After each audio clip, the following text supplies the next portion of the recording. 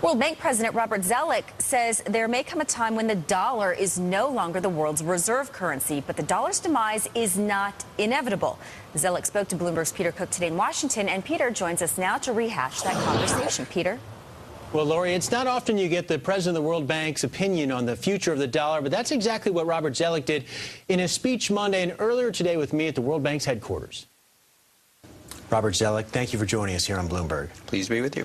You had a speech this week that covered a lot of ground, raised a few eyebrows as well. You touched on some controversial topics, including the future of the dollar as the world's reserve currency. If I could, I want you to clarify your comments. Are the days of the dollar being number one numbered?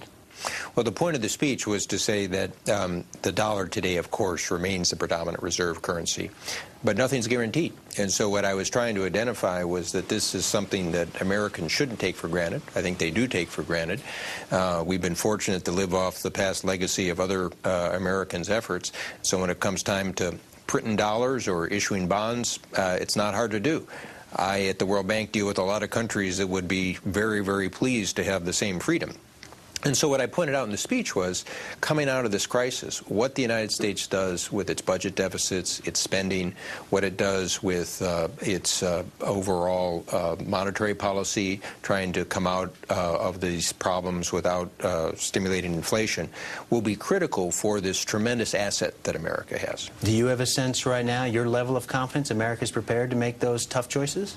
Well, I also said in the speech that I think people always underestimate the United States. I mean, the United States has an incredible ability to adapt to change, to remake itself, and I think that's been one of the strengths of the country, as long as it remains open. So another point I made in the speech was that we have to help people adjust to change so that we can capitalize on open trade, open investment, openness to people, openness to ideas.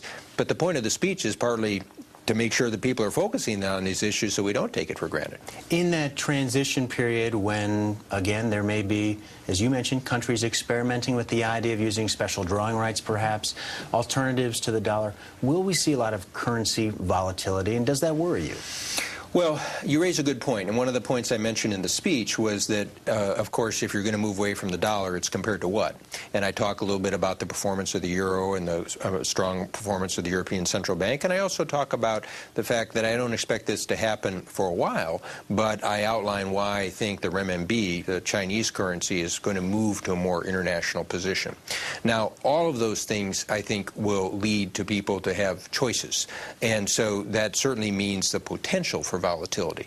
That also goes to some of the issues that were discussed at this G20 meeting about the relative growth responses. For example, I expect East Asia to start to recover more quickly.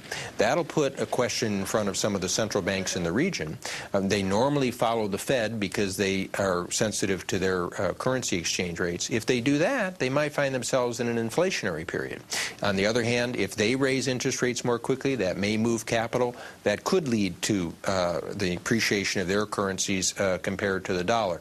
All those are reasons why, another point I emphasize in the speech is, while sovereignty is at a national level, the international economy is at a global level, and you have to be able to cooperate on these items. You also talked about in your speech, and it came up at the G20, I was there in Pittsburgh as well, this new framework for global growth going forward that the G20 nations committed to.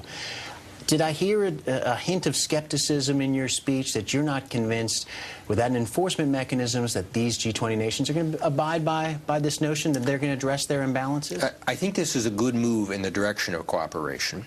I also understand the reality that the leaders that were sitting at those tables report to their own national constituencies and legislatures, and those are going to be the people that they turn to. So one of the points I emphasized was a peer review has to become peer pressure. You can see what happens in a global system if you get these great imbalances, if people don't cooperate, or worse, you move to economic isolationism or protectionism.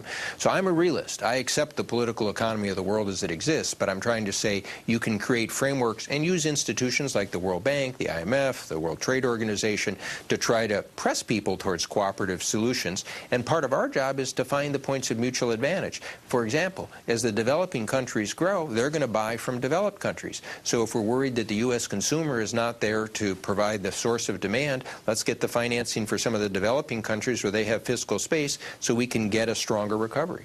You think developing nations can fill that gap, play the role perhaps the American consumers aren't playing right now? They definitely can. I mean, and just look, go back 10 years to the East Asian financial crisis. At that time, people didn't even talk about the Indian economy. In China, the question was, can you keep the currency peg? Now you can't open up a business page without people saying, what's the state of the Chinese economy and its recovery? My point is, the world would be a stronger world economy if you have multiple poles of growth, but we can go beyond China and India. So whether it's Mexico, it's Indonesia, it's Colombia, other countries actually have performed well over the past 10 years. They've taken their debt down, they've had more fiscal space by handling their budgets. They now are in a position that if they could borrow more, they could have the type of expansion that would help the United States, Europe, and Japan.